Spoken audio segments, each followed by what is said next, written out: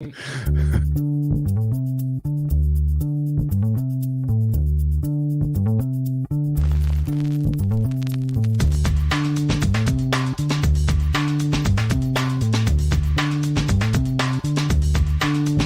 to the acclaimed podcast, The Deep Dive, featuring your esteemed hosts, Andy Monitor and Drew Dinzik, powered by BetSperts.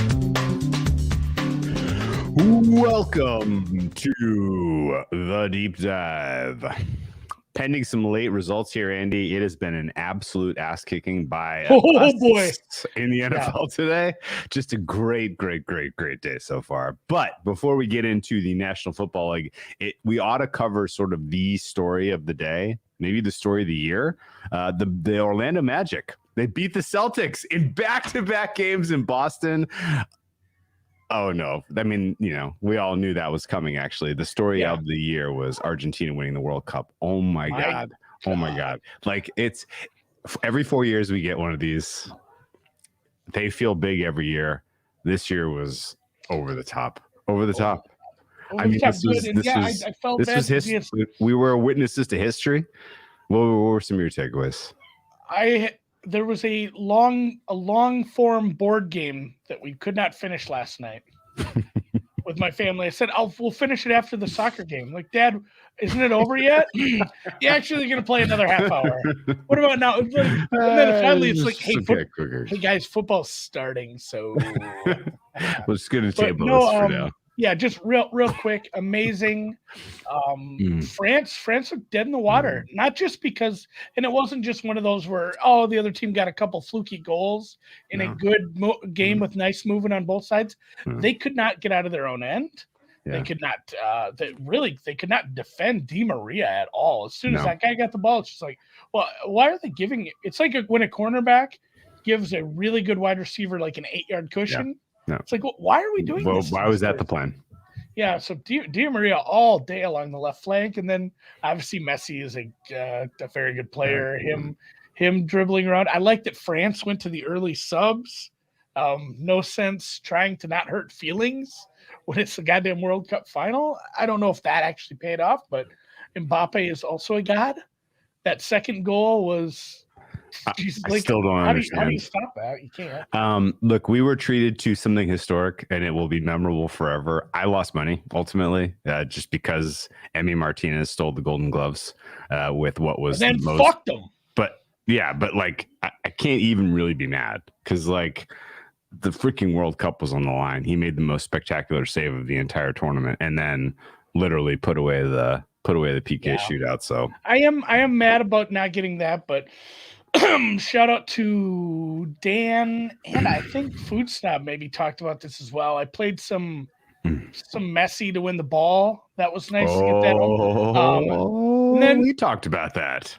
We talked about that because the handicap was very straightforward. Why in the world would Messi be a longer price than Argentina to win?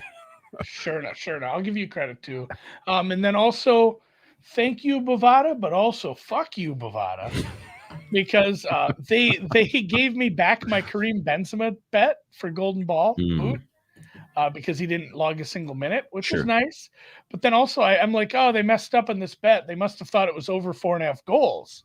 It was over 4.5 cards, and they seriously have it in their wording that they won't count the one to Giroud. Like it can't be a coach or a sub, and he pulled it, and they're right. It's in their wording. Wow. I had over 4.5 cards at like plus 140, and I just went and I'm like, well, I'll have them go fix this for me. Like, no, I told a customer service person I hoped he stubbed his toe tonight. It's not his fault, but I'm so bad at it. All right. Well, I think I ultimately like win lose. I won my last 4 bets. Yeah. Good job by you. Did you climb out of? Did you yosh your way out of the hole? I didn't want to be like, hey guys, you should bet like 6 units on both teams to score today. But I did bet both teams to score. Was not looking all that good until a super clear handball. Yeah, it was obvious. Yeah, and honestly, like I still don't know who wins Golden Gloves if that's 3-2 in an extra time to Argentina. Yeah. I don't know who wins the Golden Glove if it's 2-1 to Argentina in regular time. Like Emi Martinez didn't have to do a goddamn thing until the very, very, very, very end.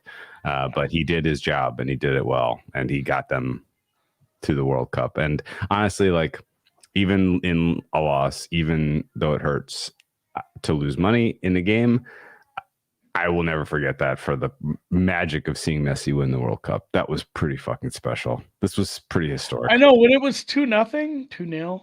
I'm like, I wouldn't mind if this was the final score, even though I have both teams to score, because then clearly Messi gets what he gets. He gets the ball easily, and yeah, it's just a dream finish. What happened to the Raiders games, guys? I don't know. There's all kinds of craziness going on. None of the games that were about to go to overtime are actually going to go to overtime. Then Vegas, holy shit! Yeah, Chargers managed to get a game-winning field goal. They continue to defy some aspects of Chargerism in that their special teams bails them out, even though they don't really. I don't know if they deserve to win or lose this game. Let's talk about today's action. I think the Raiders. Yeah, the Raiders had a walk-off touchdown. I don't have that score up on my. I don't have that game up on my. They got a walk-off touchdown and what, a pick six or something? It had to have been. We had two walk-off pick sixes today? I don't have this on my TV right now. It was Raiders, a scoop and score? Oh, Patriots tried a pitchy woo-woo. When does that ever work, Raiders? Oh, no. Oh, good. No, Patriots lost on a pitchy woo-woo. Hopefully I can hear you. The Patriots lost on a pitchy woo-woo. That's very Belichick 2022. If we're being honest, the Patriots playoff chances dwindling because they elect to do a pitchy woo-woo. That feels right for the way that it's been for Belichick this year. Just a mess of a situation there at this time. So you do pitchy woo-woo when you're losing, not when you're tied. Holy shit. Wow. Well, all right. We got a bunch of we've spent 7 minutes. We haven't even recapped the game yet. Let's start with Saturday or Thursday. Do you want to breathe a word of Thursday? Nothing has changed about my opinion of Niners. Congratulations, you win the West. No, I have a little. But tell you what, neither of our opinions changed because you didn't believe in Brock Purdy and you still don't, and I do because of the fucking scheme. Like, they're going to be fine. I don't think they're like live to win multiple playoff games with Brock Purdy, but they're live to beat teams in regular season when they can put together that kind of game plan again. That's the magic. You just spelled the recipe right there, my friend. Yeah. Which is that they're like a 2 seed loses to the 7 seed kind of waiting to happen. Yeah. In my mind. Minnesota, like I was telling Drew, my wife kept me up all night on Friday with her cough that wouldn't stop. Jesus Christ, Melissa.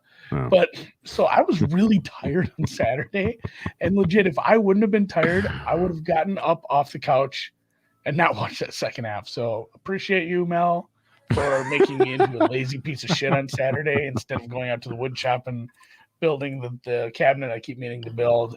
I watched the second half and then I'm like, oh, this would be fun. It's like that slowly building. Like, this would be funny if they turned this into a game, like if it was a 10-point game late. And then it's like, holy shit, like the Colts are just going to do nothing, which is really something. Like, they're just going to give us nothing. And then, Jefferson probably took a pretty big step forward for offensive player of the year there. Yeah. It's so weird seeing Kirk Cousins' names in the record books now. It's crazy. So big comebacks, but putting a lot more of that on. You can't not give the Vikings credit for having that offensive output, but man, you got to give the Colts a lot of blame there. Absolutely.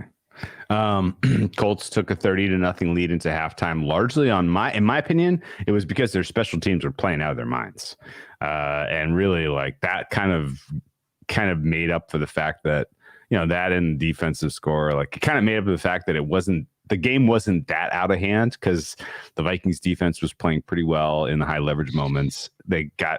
I think they had 2 out of 4 or 3 out of 4 red zone stops in the first half. So it was like the Vikings weren't quitting, even though they were down 33-0. And then, the only credit I will give the NFL Network broadcast for any moment at all in the Saturday games, aside from some of the snow shots were pretty awesome in Buffalo. But the only other credit I'll give the NFL broadcast at all was that they come back from halftime and Matt Ryan is on the field and they flash the graphic. No team has ever come back from a 33-point deficit in NFL history. And as soon as you saw that graphic, you were like, wait, that's only 5 touchdowns.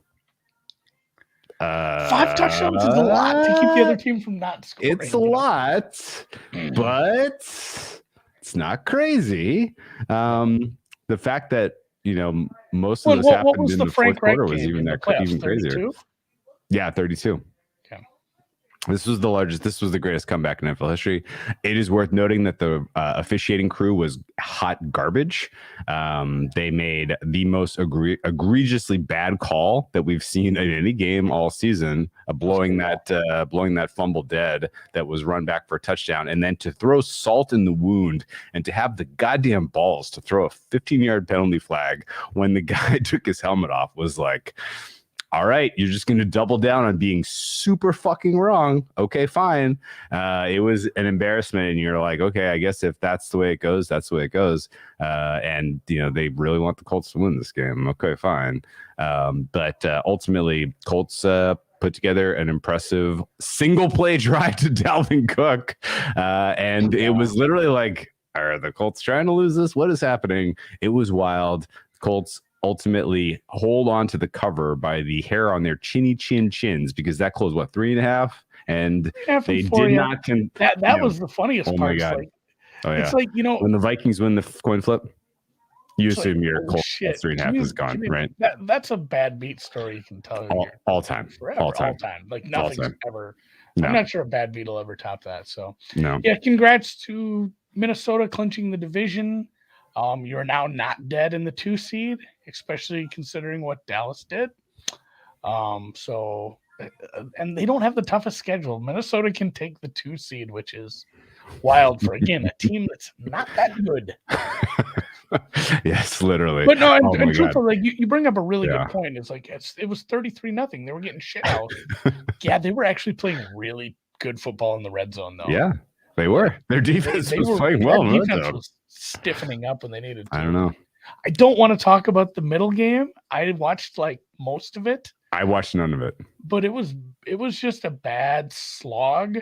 And can you believe that? Can you believe that it is now? So Cincinnati now leads and should be a decent sized favorite to win the AFC North, which is just.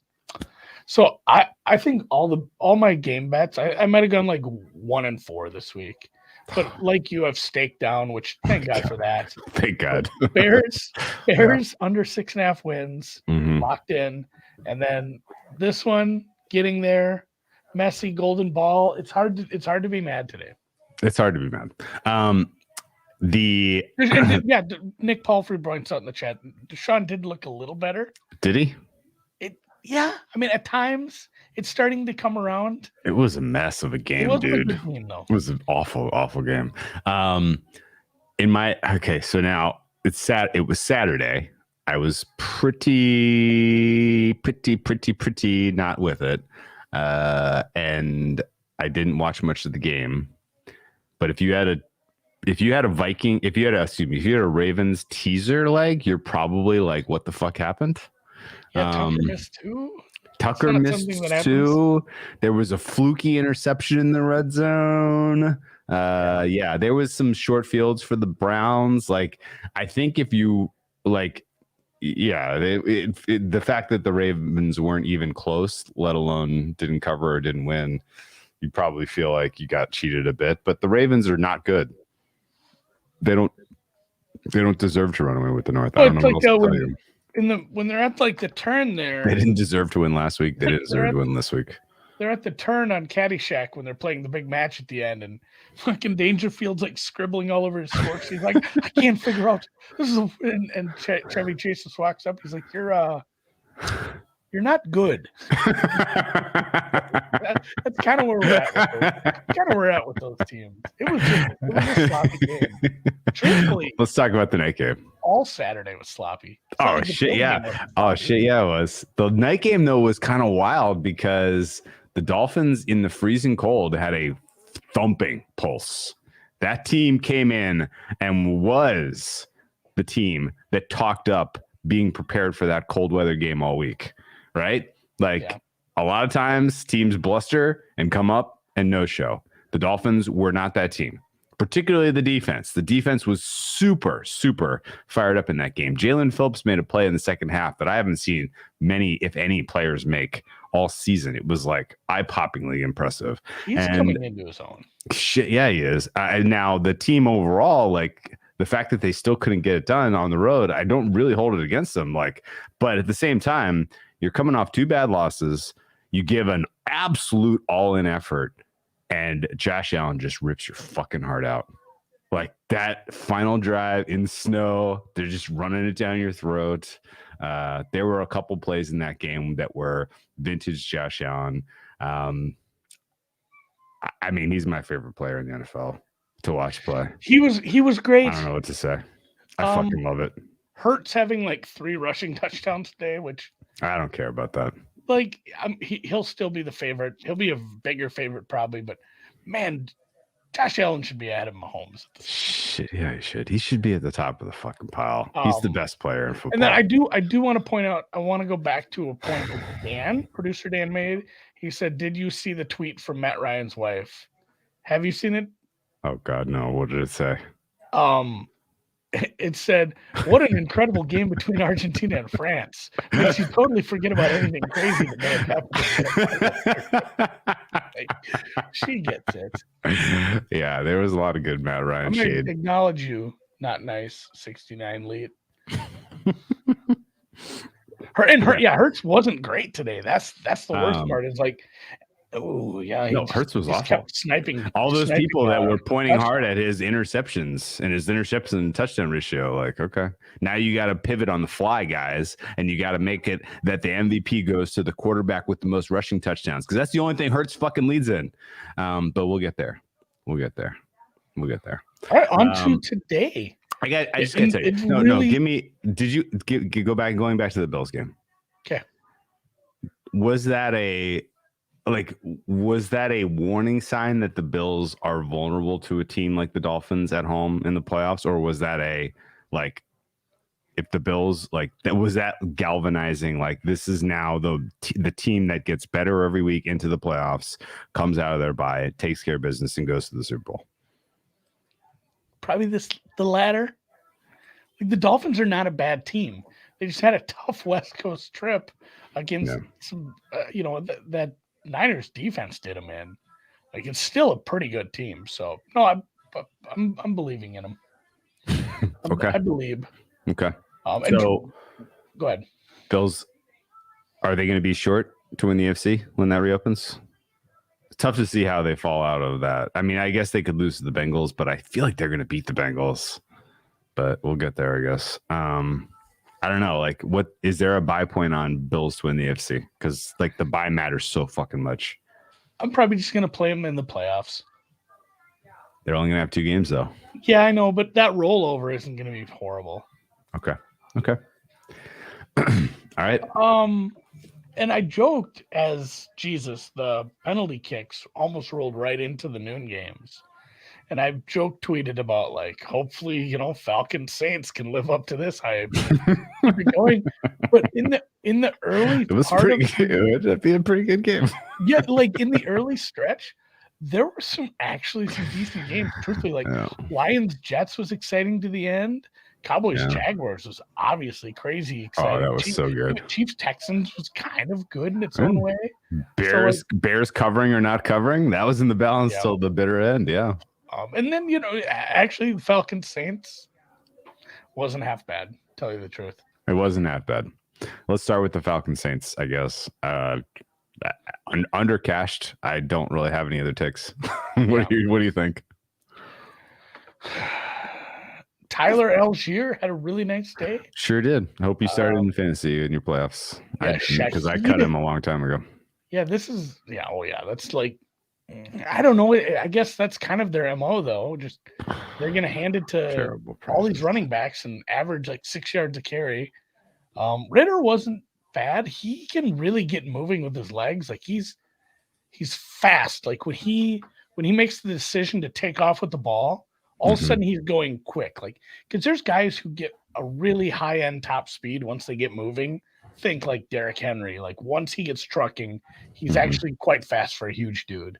But like, and obviously this Desmond Ritter isn't the size of Derrick Henry. But man, when he just takes off, he's very quick. He might have something there. I don't know.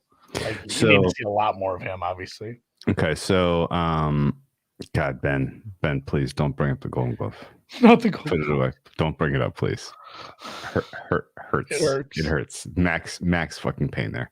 I want to point out two things about this Atlanta-New Orleans game, Andy. The first is that there was professional money that steamed the fuck out of the Saints. That was dead wrong.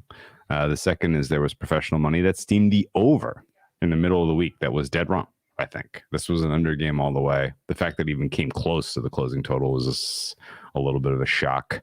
I don't know. I mean, Atlanta getting to 18 points. Congratulations. That offense is horrible. I think that's continued to bet against that offense going forward. Boom. Yeah, that's all I have to say on that one. Okay. And yeah, the division race remains kind of wide open. Everybody lost except for the Saints? Yeah. The Saints had a nice little jump in the division race. So wow. What's next on your Detroit versus the Jets? The Detroit Lions closed as 2.5-point dogs. Some people walked to the window with their hard-earned money, Andy. Bet the shit out of the Jets. And they bet the shit out of the Jets. When Zach Wilson got announced, that flipped to Detroit -1. Yeah. And it flipped back, and it steamed Jets. Explain yourself. What was it about the Zach Wilson experience that people were dying to get involved with? Now, let's take aside the outcome of the game, I guess, because like it was a little bit of a fluky touchdown in the final 2 minutes to, who is it, Brock Wright? Was it Brock Wright? That was a really well-designed play. It was a well-designed play. They finally got Brock Wright involved, and it unlocked the offense for the Lions. But no, I mean, like the concept coming to this game was it was going to be tough for the Lions. This was a step up in class going up against a very good defense.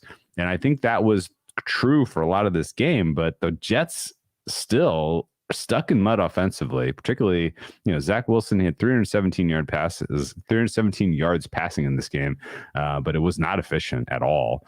And I don't know. Somebody was dying to get involved with the Zach Wilson experience, and I wonder who, and I wonder why. Yeah, I don't fully get that move. The yardage was similar. Neither team could run the ball, but yeah, like we said, the Jets defense is good. The Lions were 0-for-3 in the red zone. It just it felt like the Lions were the rightful winners, honestly. Yeah, I think if you ran it back and really dissected this box score, like Lions by like 2 to 3 points probably checks out because they won the turnover battle 1-0. But yeah, 0-for-3 in the red zone, guys. And yeah, the Lions team regular season win total is over, and they are absolutely live to make the playoffs. Yeah, so Brock Wright had the longest reception in this game, Andy, at 51 yards. That was his only catch. Such a crazy play. I'm like, that was a really good fourth down play. It was. Why are they not tackling him though? He's still going. He's still running. Score. 51 yards. He took the mantle from a player who had a 50-yard play. You want to guess who that was? In this game or in this game? In the whole slate, because I feel like people have longer. Yeah. Wilson. Jeff Smith had a 50-yard reception. If you're asking me who Jeff Smith is, I don't know. Apparently Jeff Smith plays for the Jets, and he caught 4 passes today for 77 yards, one including a 50-yard catch. Zach Wilson's 300 yards passing were very, very low calorie, right? Like it didn't really feel very meaningful. So Jeff got in because of the Corey Davis injury and then Mims getting knocked out early. So Jeff Smith was called into action and he answered the call. Not quite enough. That Jets field goal was who didn't answer the call, Andy? All of the running backs for the Jets. They had in total, they had 22 carries for 50 yards, 2.3 yards per carry. The longest rush of the day for the Jets was 6 yards. So, and it's funny too, the analytics community and a lot of people who like to look at how contracts and team building and roster construction works, they all say running backs don't matter, which is not to say that running the ball doesn't matter or having a good running back doesn't help you. And this is one of those cases where they've gotten, and a big part of it was because Breece Hall was a big part of the passing game. He was decent on all 3 downs right off the bat. And it's crazy that a rookie running back has been so disastrous for a team, missing this time. But he was such a big part of this offense. And then it doesn't help when your quarterback is not getting any better. No. He's not getting any smarter. No. Best luck to the Jets figuring out what in the world to do next week because they have a very tough question. Let's move down to Kansas City, Houston. So for the second week in a row, Andy, the Houston Texans took a ostensible Super Bowl contender to the mat. Led him at halftime again. Yeah, led at halftime again. Led late in the game. Needed, took overtime here for Kansas City to come through as victors. I don't really understand what in the world was going on with this game, that this was the outcome other than Kansas City looking past their opponent. Can you explain any of this? Because this is a weird one. No, I can't. I mean, it just comes down to it. We said this on the previous show, nobody should be favored by double digits over anybody in the league right now. Mm-hmm. Even the best of the best teams, not only just because truthfully, if we came out and got our best performance from the best team against the worst team, maybe that's true. But we're not seeing these teams wanting to put a bunch of good stuff on tape against bad teams when they have bigger outcomes to be decided down the stretch. That said, so you still want to win these games in regulation and not fuck around with a bad team like this. The Texans are 1-11-1 coming into this game, guys. This team pushed us a little to, man, we got to overtime where it's not a coin flip between an 11-win team and a 1-win team, but it's certainly not 60-40. What would you put the percentage? Let's say we don't know the coin flip yet. What do you put those two teams at in overtime? It's 55-45 best case because it's overtime. All it takes is one drop on a third down and then a couple chunk plays and a field goal. It's a bad spot to put yourself in. It is. I'm kind of worried about the Chiefs team in the playoffs. Here's the weird thing. A few of these. So much about this game is unexplainable. The Houston finally pulled the plug on the Jeff Driscoll dual quarterback experiment. Although three players attempted passes for the Texans today, Davis Mills, Jeff Driscoll, and Philip Dorsett all attempted passes. Pat Mahomes was ridiculously good on the box score. 36 of 41 for almost 350, 8.2 yards per attempt. 2 touchdowns, only gave up 2 sacks, no turnovers. He had a fumble, but it was recovered. The running game was almost 200 yards on the ground in 33 attempts. That's 6 yards per carry, Andy. They had 2 touchdowns running. How in the fuck was this ever in the balance? If I told you that the Chiefs were minus 14 and I gave you these statistics of Mahomes and their running attack before the game, I'm going bankrupt betting the Chiefs minus 14, right? Especially if you said, hey, Davis Mills threw for 121 yards. He threw for 121. He was 12 or 24 for 121. Yeah, their leading rusher had 51 yards. And that guy's name was Royce Freeman, by the way. Their leading receiver was downtown Chris Moore. Chris Moore. 2 yards. 4 catches for 42. What? Why? What? So, the turnover, and the thing is too, give me the turnover battle. Well, the Chiefs won the turnover battle 2-1. I don't ever want to blame a They turned game it on over. the refs. They turned it over twice. Penalties were tilted pretty heavily. It was 2-1 the other way. The penalties, though, that's what it comes down to. I think here, I didn't catch a ton of this game because they didn't have action, but like looking back at this box score and hearing from some other people, it sounds like the Chiefs did not get the friendliest of whistles. So whistles were an issue, and special teams. It looks like Harrison Butker sucked today. So the two things, the intangibles we didn't mention, special teams and penalties, went against the Chiefs in a hard way. Because otherwise, like, you rerun these games with these statistical box scores, and the Chiefs are covering 14 comfortably. So if you bet Chiefs bad beat, I guess you can claim. I don't know. But if you're laying 14 at this point in the season in the NFL, then God bless you. So let's keep moving. Philly, Chicago. I was ready to claim bad beat on Chicago +9. This game closed 8.5, so I didn't have a ton of CLV. But there's a meaningful difference between 8.5 and 9. It's not trivial.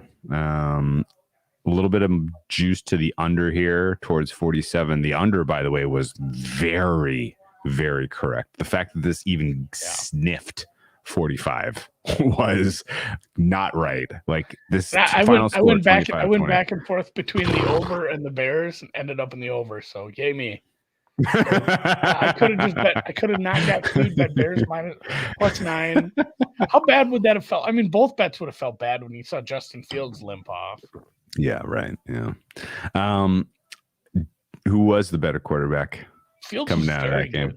Hurts was not good. Hurts just sniped touchdowns. Like they have an incredible offensive line as far as pushing this V-shaped wedge in the middle of the defensive line. Like they might be able to, if they wanted to go for it every fourth down, they might be able to do 4 sneaks and get like 2.5 a carry and just march down the field on sneaks. They're that good at it.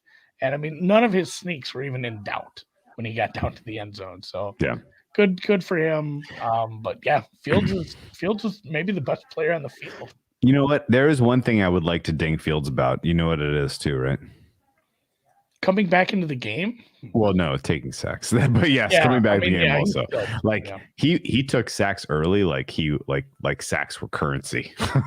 he was accruing sacks like it was like he was gonna win a fucking prize. There were some absolute like, dude, what are we doing? Why are you still holding it? Like, what the hell? Ultimately, on the stat sheet, Hurts outplayed him. He had 3 rushing touchdowns at 61 yards. Fields only had 95 yards rushing, 0 touchdowns, only 152 yards passing, but 2 passing touchdowns. I mean, this was a stalemate really between these two quarterbacks. It didn't feel like there was a ton of margin between these two teams for a lot of this game. There were a lot of really weird moments in this game. As weird as the game we just recapped was, Chiefs somehow winning an OT against the Texans, this game was weirder.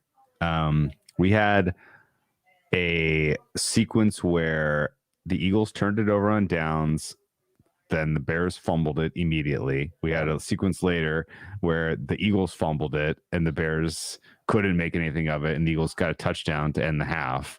That was a little fluky. Just a bunch of really, really strange moments in this game. Ultimately, I thought I don't know. I thought the Eagles were very uninspiring, and they've had a few games like that. Like everyone's pointing to this record. They're like, man, he just barely snuck by the Colts. That's a team that fired like everybody. Yeah, way to sneak by the Colts. Way to sneak by the Bears, guys. Good job. Although at the same time, like, they were in position to cover late. They were up 25-13 at one point in this game. The Bears put together a 6-play, 60-yard touchdown drive, largely against prevent D. Like, if they don't score that, then the Eagles cover, and we're probably not making anything of this game. So, sure. I don't know. It felt like the Bears deserved the cover, though. So I think justice prevailed. Hurts, by the way, remains an absolute magician. Like, the guy, like, he gets out of sacks in ways that you just don't see coming. and then hits you for 30 yards. Hurts, no pun intended. Hits you for 30 yards on the ground. Guys, he's quite awesome. So I'm glad to see Hurts continue to emerge. Excited to see what they got from next year. And the Bears ultimately do their franchise well, losing. I think the second pick is going to be big for them. One either for fortifying the future of that defense or trading it for a shitload of assets for someone who wants CJ Stroud. So cool. Yeah, and cool. Pointed out, like Sirianni may have this locked up because like the other candidates were Kevin O'Connell, who granted they won today, but the Lions loss didn't help. Who else was in this mix? It was like Dable, O'Connell, really like Shanahan, Andy. Dan Campbell and Shanahandy. Campbell and Peterson should be like the guys who are even in the conversation, and they shouldn't be remotely close. No, man, Campbell's not coming, Femi. Yeah, Lions won. The Lions can make the playoffs. No, I'm talking about the Lions lost. Yeah. Coach of the year. Coach of the year, though. Yeah, coach of the year, though. Is so this is the funny thing. It's hard to get it going like 9-8. So if the Cowboys had won today, and if the Christmas Eve game against the Cowboys was mega high leverage and the Eagles lose, then the narrative is there to start to pick away at the Sirianni coach of the year and find someone else. But now I feel like all the pressure is off. What do you think, AD? Yep. It's Campbell. Campbell's going to be a hot name next year, and I might bet him at like, if he's like 6-8-1, he might get a little bet for me. 13 wins for this Eagles team. Yeah, remember in the preseason when you were talking about laddering? Yeah. We mentioned this too. Why is it such a thing with the MVP award? It absolutely should be a thing. Like it's the only way to measure a coach is wins. Wins, not being a bonehead for the most part. So wins over expectation. Let's go Sirianni, and where's that leave us? Pittsburgh, Carolina. Pittsburgh kind of threw a little cold water on Carolina's hopes to steal an NFC South that was imminently stealable. It feels, and the Panthers still control their destiny. If they win out, they win the division. Yeah, but it still feels a little. How did that happen? That the Panthers closed as favorites, right? Yeah, Pittsburgh was the actual Wong teaser leg of the century. Plus 2.5, 37-point spread. 37-point total. And they, I think, were outside of the Wong leg from whistle to whistle on this one. Almost half of the balls that Mitch Trubisky launched into the air were targeted at Deontay Johnson. He wanted. That's a good strategy. I like that strategy. He had a couple. That one throw to Pickens was very good. He had some nice throws. How they won this game was Harris and Warren were okay enough. They limited the Carolina rushing attack, which had been decent the past couple weeks. That was kind of the plan was, hey, if we have to have Darnold doing this, it's probably not going to go that well. Truthfully, Darnold wasn't bad. He was probably better than Trubisky at times. He took a lot of sacks. They didn't capitalize when they needed to, and Trubisky didn't do what he did the other week and piss the game away. Like that's what if you can get a Trubisky game that's like clean-ish, you can beat bad teams. 12 and really like the actual story of the game is going 12 for 16 on third down. Mm-hmm. You go for 12 for 16 on third down against anybody, you're probably going to be damn close to winning just about any game in the league. John Bailey, we'll get to the Shower Park game. No turnover. It's coming. This was not 3 for 3 in the red zone. I will also note good job by the Steelers defense fixing what just did not work last week. Because, a lot of the focus was who's going to be quarterback here for Pittsburgh. But ultimately, your running defense got gashed embarrassingly against the Ravens last week. And this week, what do? You give up nothing, literally nothing. The Panthers had 21 yards rushing on 16 attempts. Amazing. That's what a turnaround. Don't exactly Chuba know Hubbard really. is no J.K. Dobbins. Chuba Hubbard apparently is no Jack J.K. Kennedy. Oh my God. Would you believe what? Oh, so the entire balance of this game was literally Pittsburgh was able to run and Carolina wasn't. Because otherwise there's no difference between Both these two teams. quarterbacks were above average, Holy but shit. not great. There was no turnovers. Just Pittsburgh ran well, and they ran well. Like that's the other thing I talk about being 12 for 16 on third down. They got 13 first downs running the ball. Mm-hmm. You know how many Carolina got? 1? None. Zero. First down. Yikes. Okay, let's move to the afternoon. Oh, no. We got one more good one. Dallas, Jacksonville. What a game, Andy. This was a runaway for Dallas as Dak Prescott did his thing that he does, which is put together one half of just perfect football. And then the other half was not. It's weird that he has this weird inability that he can't give you 4 good quarters. He's only going to give you a first half or a second half or 3 quarters and 1 quarter. And this game was completely there for the taking for the Cowboys as they were up 27-10 at one point. Like this game was over. And Trevor Lawrence said, And even though Trevor Lawrence fumbled the game away inside of 2 minutes in the fourth quarter. He got decked. I mean, he got decked. I'm not blaming him. I'm just saying, like, that's the kind of thing where you just like you get up from that play and you're like, well, we had a chance, guys.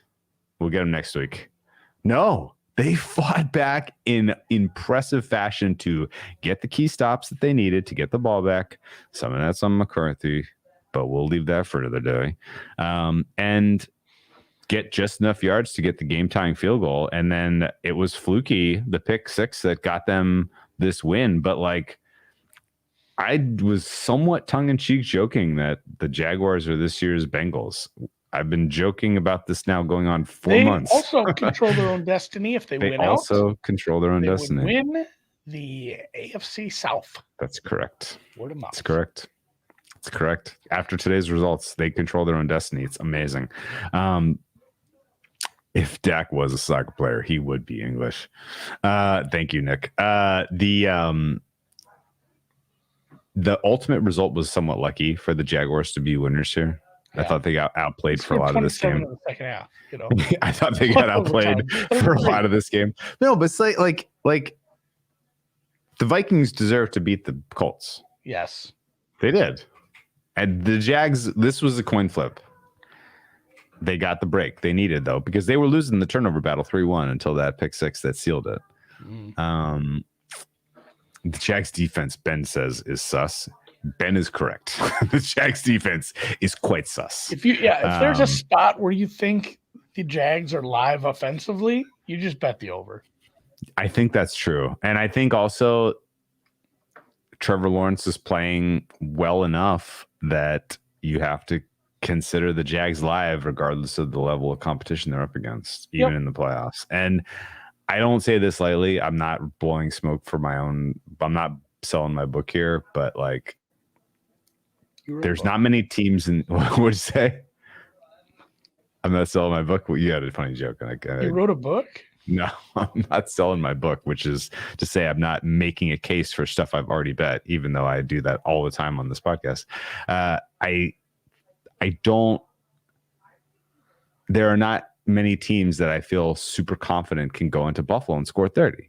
There are not many teams I feel really great that are going to be able to go toe-to-toe with the Chiefs in the playoffs. But the Jags, I think, are one of them, the way that this offense is playing right now.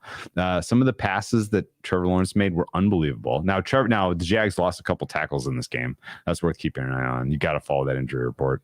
Cam Robinson went out of this game. Juwan Taylor missed some snaps. Juwan Taylor didn't look great when he came back from his hammy. So if they're missing both starting tackles going forward, then I'm throwing cold water on myself here. But I think Christian Kirk made some plays in this game. Zay Jones made some plays in this game. Like, if you have chemistry between all of a sudden a live wide receiving core and a Trevor Lawrence who's performing at a top 5 QB level, then I feel better about you than I feel about the Chargers right now. What do you think? Yeah, for sure. Better than the Chargers. The Chargers, and yeah, I mean, just quick going back to the Cowboys too, as somebody pointed out, the defensive injuries. That's, I mean, if it catches up to you in a game like this, it's going to catch up to you in the playoffs for sure. Absolutely true. Yeah. You are who you are with player availability this time of year. And I mean, did Micah Parsons make a play besides recovering a fumble in this game? I lost track.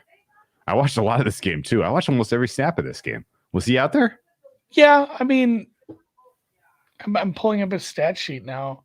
He had a couple hits on the quarterback. He had a sack.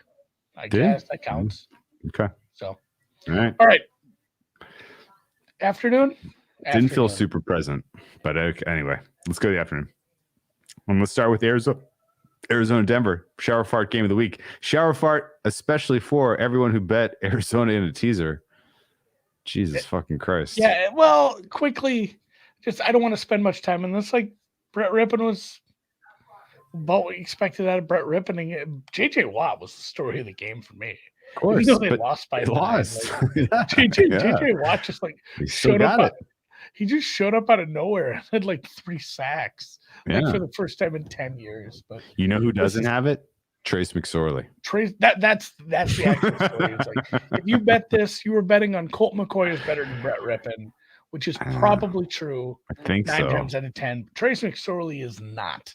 Trace McSorley you were sorely mistaken about what you thought you were going to get from him. He had a QB rating of like 20. So Connor didn't get the work later in the game once it got out of hand. Otherwise, he was looking okay. And then, it's bad quarterback play followed by Brett Rippon turned the ball over twice in this game, a fumble and a pick, and he still won by 9. Denver ran the ball well. Yeah, Latavius Murray apparently is your guy. 24 carries for Latavius Murray. He was a Pro Bowler, I think, last in 2012.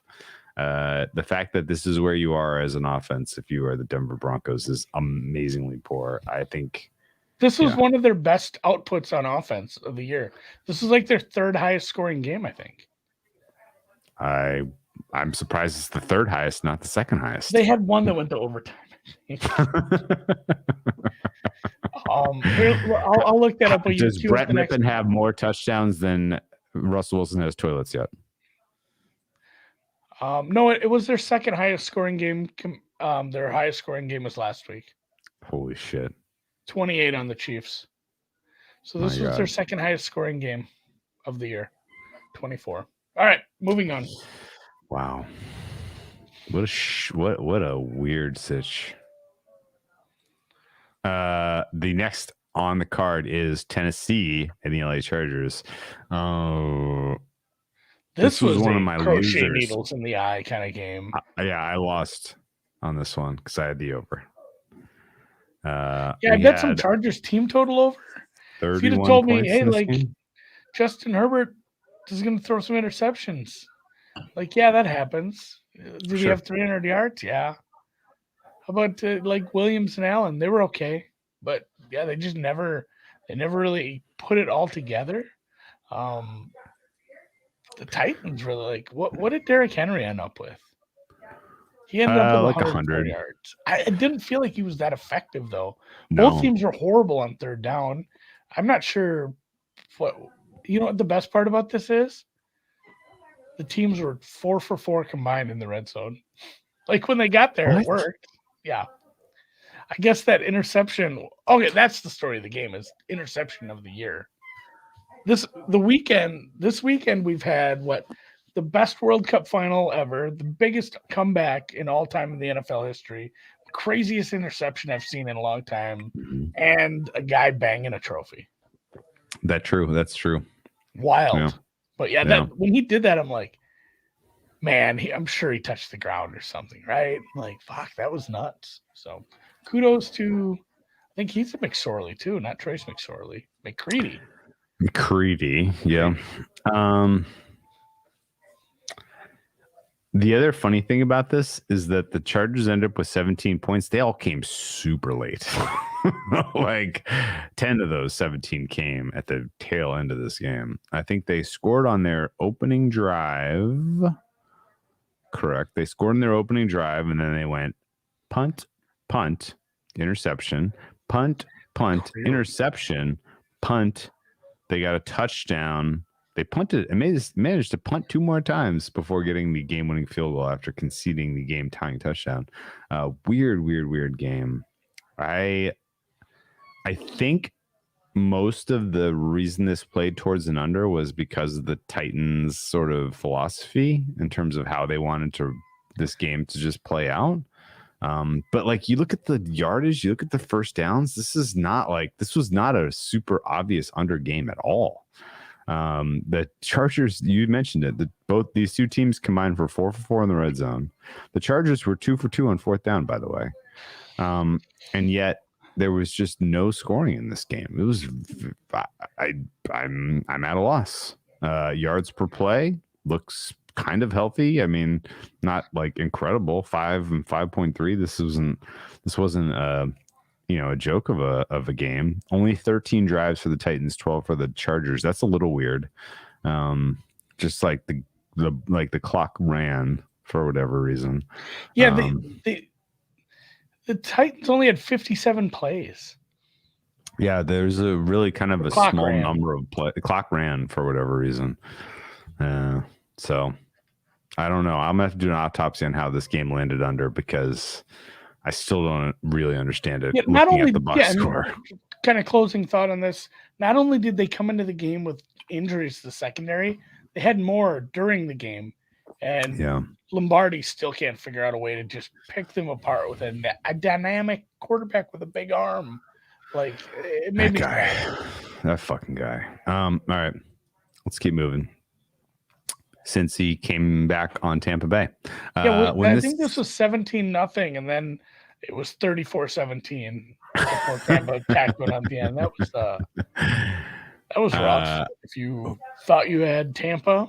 Who bears the blame besides Lou Anarumo for being such a masterful halftime adjuster? He continues to just be the fucking shit coming out of halftime, putting the freaking screws on offense. I mean, what was happening in that first half didn't feel sustainable.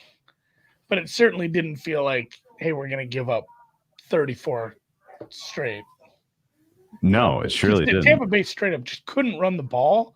They were converting these longer to mid-range third downs with nice passes. Mike Evans was getting involved a lot more than he had in weeks past, actually catching the ball. But it's just like, this doesn't feel sustainable. But, man, 17-0 is like bad at this point. If Cincinnati wants to try to get back in this, and then obviously you saw what happened in the second half. They got much more into it. You know who sucks, Andy? That's how bad so Cincinnati put up 34. And like there was some field position stuff. Like it wasn't all just driving down the field and Joe Burrow's great. But they scored 34 points on 3.8 yards per play. What? Isn't that weird? How? Because they ran so cold in the first half. It's just like average. If you broke that up from first half to second half, I'm sure it was like 3. Oh, I'm looking at these backwards. Bengals had 3.8 yards per play. 3.8 yards per play. Holy shit! Granted, so that's how you win a game with 4.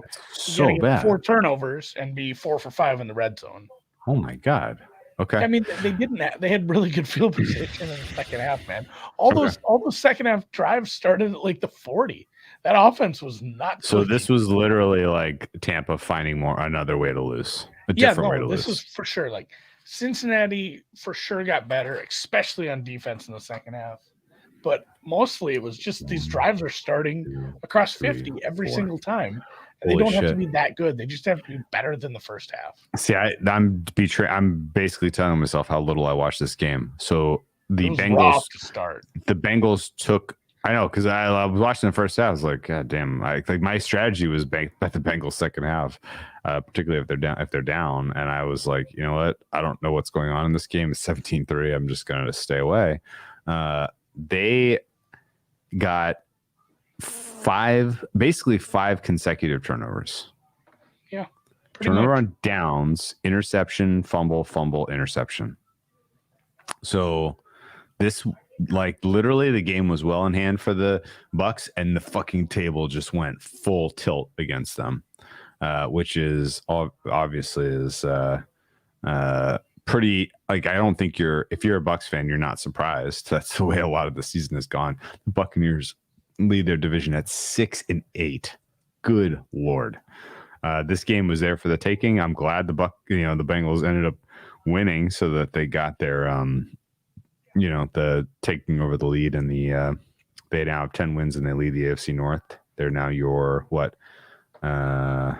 3 seed, right? They're your 3 seed. Yep. So if the playoffs started today, they would host the 6th seed, who would be the Ravens. So we got Chargers, Bengals, technically. Chargers, technically. Okay. Chargers, Bengals. Jesus Christ. Yeah, right. Oh, we'd also have a Titans Ravens game. No, it would be Chiefs. The 5th seed right now is the Dolphins, Ravens. Titans, Ravens. Chiefs, Dolphins, Ravens. Currently, the NFC would be still Vikings, Vikings, Giants, Commanders, Niners, Bucks, Cowboys. Okay. Bucks hosting that no game. Additional thoughts here, but I don't think that Joe Burrow really did much to help his MVP candidacy here. Definitely not as much as Josh Allen did, in my mind, at least. You look at it though, it's like, oh, he had 4 touchdowns. Yeah. If you don't look too close. Okay. All right. The last game was Patriots managing to pitchy woo woo the game. Have you watched it yet, Drew? No. Should I? Once he can, it's just, I mean, he throws it, he tries to Music City Miracle it, but there's no players on his team over there except the quarterback, I think. And when 55 catches it, he turns around and just stiff arms. I think it was the quarterback. I just stiff arms Mac into, like, I don't know, 6 feet down. I mean, he just you got to watch it. All right, I'll watch it. So. Good Lord. What a sad state of affairs. I'm watching it now. Oh my God. Jesus Christ. Oh, no, we're gonna get in trouble now. They deserved it. We should do live reaction. Watch when he throws this. Why was this the over plan? there? Well, Matt. Oh no. This is the single-handed worst loss of the season. Yeah. This might be legitimately the worst way to lose a game. I agree 100% with. Well, I'm assuming yes, Dan like Mac that. Jones I just agree had with to you, grab Dan. a leg. Just hold on to an ankle. Holy shit! You lost a game because of that. And we got demonetized. Andy, we got demonetized. Did we? I just got the email from YouTube right now. For this? I'm kidding. We're not Although, did you see Twitter banned links to other social media platforms, and they didn't ban YouTube? Did you see YouTube? Not that we have time to touch on this, but I think it's like some people create Twitter accounts strictly for promoting their Instagram or promoting their TikTok. I think they're just cutting down. Elon has said, you can still post links to other places, but if it's all you do, and that's the whole point of your account, we're going to get rid of those. Because why would I just let you use it for nothing but advertising the competition? Which I guess, not to defend that. Wait a second. The game scoring touchdown was scored by Chandler Jones. Is he 55? Oh my God, it was Chandler Jones. There you go. Chandler Jones, famously drafted by the Patriots. Yes, he was. He's had a couple of stints there, in fact. It's true. Holy shit. Have you looked at any line before? Andy, Because there's a game starting in 2 minutes I want to watch. Final thought. Not a well-coached team. No. The Patriots, obviously. That's who we're referring to. Although, how about a little bit of ball don't lie? Raiders getting a win on the last play of the game they didn't deserve after losing a game on the last play of the game that they didn't deserve to lose last week. Life finds a way. The Raiders were kicking the shit out of them. Yeah. Like they looked so good. Every Raiders drive in the second half was like a 1 yard run by Jacobs in a poorly schemed spot to run, and then 2 passes that were like 15 to 18 yards down the field that were never close to being receptions, punt. Like, I honestly think what's his face? Carr went like 1 for 18 in the second half. He had like 2 third down completions to Abdullah, where it's like, hey, we're going to throw underneath on 3rd and 10 and get 6 yards. It was rough. It was rough. Bad. So. Terrible. Tomorrow, I like the Packers. Where are you on that? Really? You on the Rams? No, I don't think it's a good spot to bet that team on the road, but I can't quite get there on that 7. Like their whole wide receiver core is healthy, which is nice.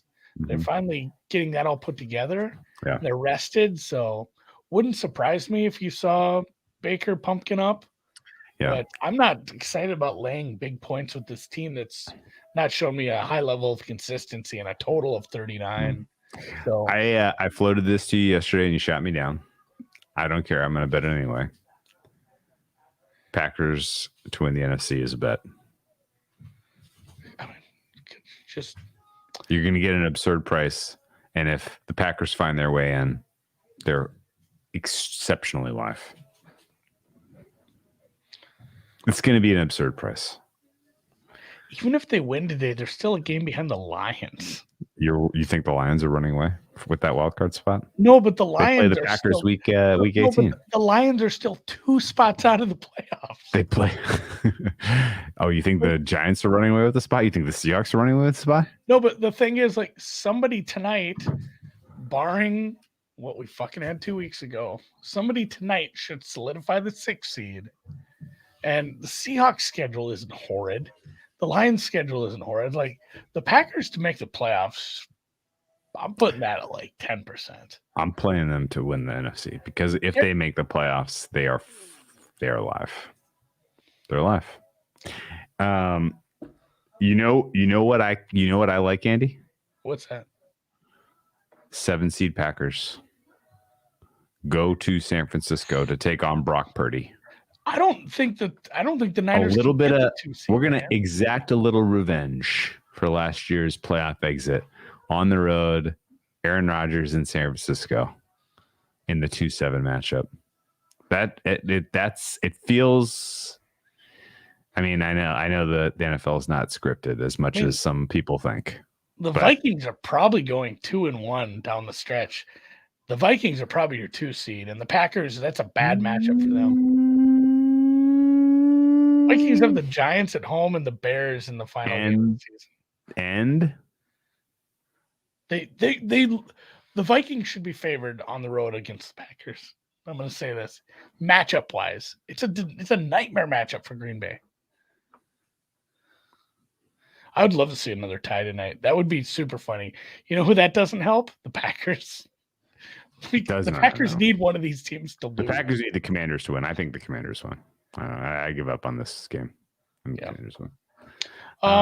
Look ahead. Look ahead. I don't disagree. I just struggle with the consistency from Green Bay. Jets, Jaguars. Oof. Oh wow! Jaguars get the Jets next. Jesus, on that Thursday. Total seems as much as the struggle as I've had with overs. Jets defense at home. Fuck, maybe that's right. No bet. No, I'm betting Giants. the Jags. Vikings is off the board because the Giants are playing. Jags. I'd bet the Jags is a dog there, but I'd want the money line. I suppose I can hit. You don't want to pick them. I'll take the number 1 pick in the draft over the number 2 pick in the draft at a pick 'em. I can get a pick 'em at -110. I don't hate that. Should we bet that? Yeah. Jags on the road. Why not? I'm rolling it. I'm free rolling at this point. I was gonna say I already have so many Jags bets. Jags control their own destiny, man. Doug Peterson, that guy's a fucking coach. Yeah, that's it. Back to Mike White. All right. The Browns are favored over the Saints. because Deshaun Watson looks so good. Okay. Saints probably the side, right? Yeah. Bucks feel like they're trying to play their way out of the playoffs, by the way. Plus 105 and a 3. Shouldn't this be like 1.5? Yeah, very much so. The Browns defense has not been good. Like that performance yesterday wasn't indicative of like no, this they were is a awful. good defense. No. What about They're the awful. Saints? Not much. Half stakes again. I gotta review what happened injury wise, but I think you're right. I think that Saints will pass. Detroit is 3-point favorites against Carolina. Tricky spot for Detroit. Detroit It is. drinking a little bit of the Honolulu Blue Kool-Aid. Boy, we need this. And again, I already am tied to the Lions so many different ways. I need them in the Super Bowl versus the Jags pretty bad, so I'm not betting that. I don't love laying points on the road with a middling team either, even if it's against another middling team, especially when that second middling team has a half decent defense at times. So I don't know. Can Jared Goff do what Mitch Trubisky did? Probably. Yeah. Is Goff is Jared Goff America's Lionel Messi? People are asking. Does he just need the title to really get him over the top? I'm not betting that game. Okay, yeah, skipping. Bengals Pats. Jesus Isn't Bengals Christ. Pats just Bengals? Oh my God. Bengals Bucks. Basically. Game? Yeah, basically. I think you sit on your hands and you bet Cincinnati second half. Yeah. Buffalo, Chicago. Buffalo is 9-point favorites. That total's 42. That sounds a little bit low. How's the weather looking in Chicago next Sunday, boys? It's been fucking cold up here the last couple days. I went out to the wood shop, wasn't a fan. I built a dreidel. Was it a successsul dreidel building spins. operation? Yeah. He spins. All right, nice. Oh, yeah. Did you etch the yeah, we got the you symbols have to in the right order? Yes. I Googled it and everything. Okay. I let my kid color it with colored pencils, but I did the outlines of the Hebrew letters so we could play it. It's not a great game. We got Houston catching 7 against Tennessee. Tennessee feels a little vulnerable in this spot. Total 40. Oh, good Lord. Houston's kind of squirrely, but Houston's squirrely, and they settled on Davis Mills back at starting quarterback. So they haven't been stopping the run terribly well, though. That's a great point. Tennessee gets out to a lead, it might just be this game is over because Tennessee's up by 10. Seattle Seahawks are laying 10 against the Kansas City Chiefs. That total is 49.5. You know what we haven't pointed out yet? Every single game we've mentioned is on Saturday. Oh, yeah, you're right. Christmas Eve is Saturday. Yep. These are all Saturday games. There's a full slate on Saturday, and then Sunday we have. Is there Sunday games, or is it just Monday? What is going on? There's 3. There are 3 Sunday games, and there's 1 Monday game. Okay.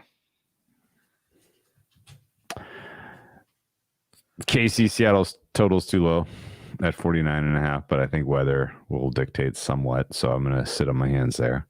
10 seems right. Out there.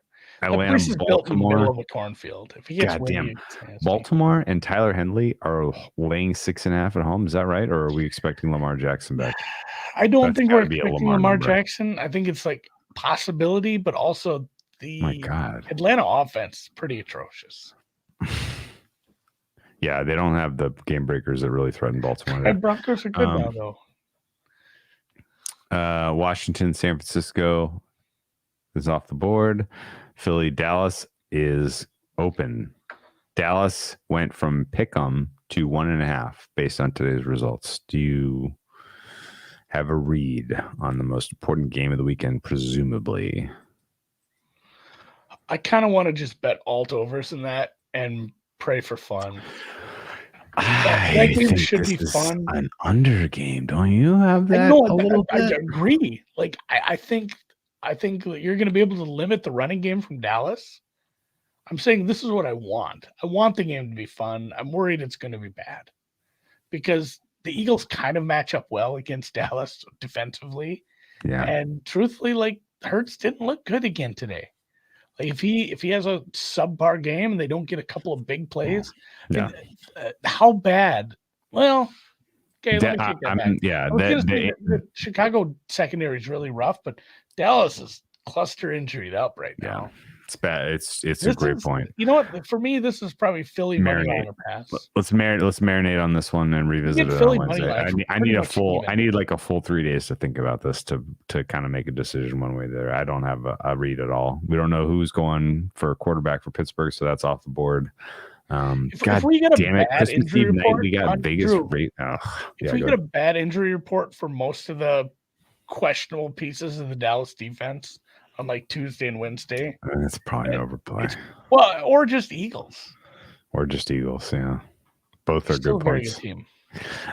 Eagles are going to be probably without Lane Johnson though, and this could be the game that Micah Parsons seals his DPOI. No read on Pittsburgh Vegas without quarterback info. No read on Green Bay Miami without Green Bay having completed their game. No read on, although as mentioned, I'm starting to be bullish Green Bay from here on in. They have that whiff. Just keep that under your hat. Denver Rams, no lineup. Tampa, Arizona, no lineup. Chargers, Indianapolis is Chargers -3 on the road against a Colts team that is going to have a tough time bouncing back from the most historic collapse in NFL history. You got to read there? How do you sleep after that? I don't think you do. Because like when you're up 28 or more, you're like laughing on the sidelines. You're having a good time. Like, man, we're having a day, guys. We're kicking the shit out of this team. On the road, go from that to losing. Oh man, how do you get your team up? Not good. Not good. Don't have a read on that. Looking at the current line in total, not a lot of early action here for me. No, I'm going to be on the Saints and Eagles probably so far. Jags for me at plus money, and that's it. All right. Cool. All right. Let's watch. Put a bow in it. Let's watch the NFC Beast matchup here. It looks like the Commanders have taken half the first quarter. Joey Sly trying out for a field goal attempt. Yeah, those Giants icing the kicker early in this one. It would be icing those first quarter ones. What are we doing? So I'll be cheering for a close game here. All right, let's call it a pod. We will catch you guys. Halftime. See you guys. Good show. I gotta pick it up speed-wise on these Sunday pods. What are you gonna do? Well, I ran out of my cocktail finish. I gotta be faster.